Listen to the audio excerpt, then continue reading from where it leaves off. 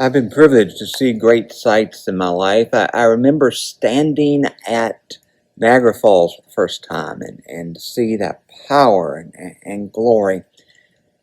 There's nothing like seeing the Blue Ridge Mountains of Virginia in the fall. And if you ever get the chance to go and to drive up the Blue Ridge Parkway in the fall, it's gorgeous and worth your time.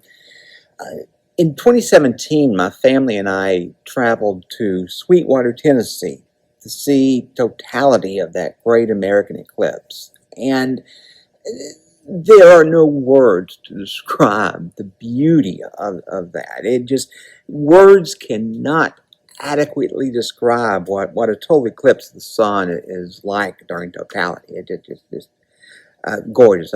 Be honest, I cried. It was overwhelming emotionally to see that. Being able to look through a telescope, just a backyard telescope, and to see craters and hills and mountains on the moon that you can't see with the naked eye, and to see the moons of Jupiter, the four largest moons there of Jupiter, with the telescope, and to think of those things that are thousands and thousands of miles away, millions sometimes. To be able to see those things and to realize that God created them, and you can't even see them with the naked eye, but God created them for some purpose. I don't know what experiences you've had with this natural world and its beauty. You may have seen the redwoods of California or Yellowstone or the Grand Canyon or whatever. I don't know what experiences David had in Palestine all those centuries ago. But as he gazed at the sky, without all the pollution from light that we experience here in Houston Metro, he was overcome with the power and glory and majesty of God.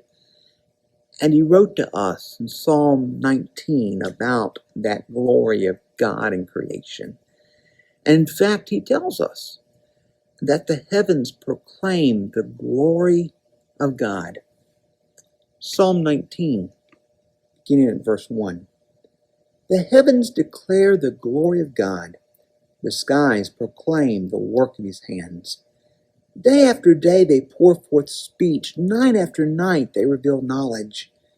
They have no speech, they use no words, no sound is heard from them.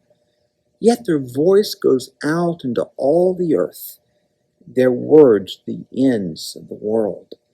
In the heavens God has pitched a tent for the sun. Like a bridegroom coming out of his chamber, like a champion rejoicing to run his course. It rises at one end of the heavens and makes its circuit to the other. Nothing is deprived of its warmth. The heavens declare the glory of God. And if you notice this psalm carefully, over and over David points out that the heavens speak, they proclaim, they make known. Notice all the synonyms for speak that David uses: declare, proclaim, speech, reveal knowledge, words, sound, voice, words.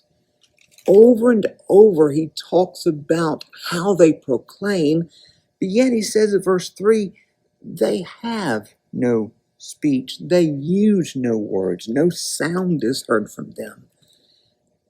That, I believe, in itself is part of the glory of God. How that God can create this natural world that proclaims his majesty and his glory without uttering a sound. Notice also the continual nature of the proclaiming of God's glory at verse 2. Day after day, during the day, they pour forth speech. Night after night, at night, they reveal knowledge. You understand, you can see different glories of this natural world in the day and at the night. And David says all the time, the glory of God is being revealed in this natural world. The root of the Hebrew word glory means to be heavy. It was used of the liver because it's a heavy organ, and that's how the Hebrews would refer to it. It was used in 1 Samuel chapter 4 to refer to Eli's weight. Say that Eli's fat, he was heavy, the text says. And as it came to refer to an individual, idea was a weighty person, one who had authority, one who was important.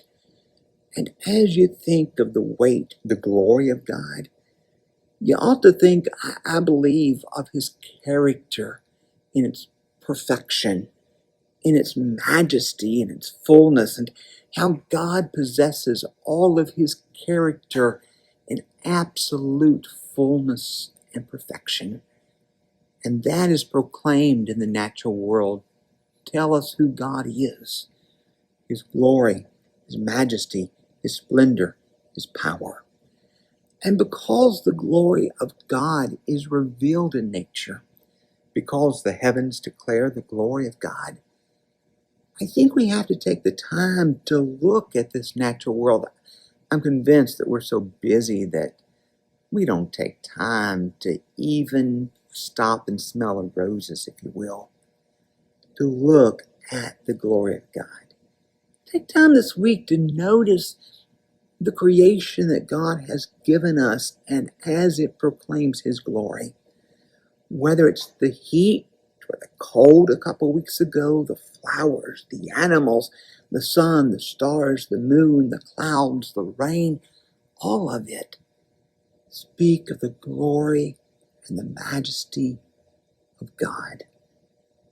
Maybe it's time that we just pause and look at the glory, the splendor of God in his creation. God bless you this week.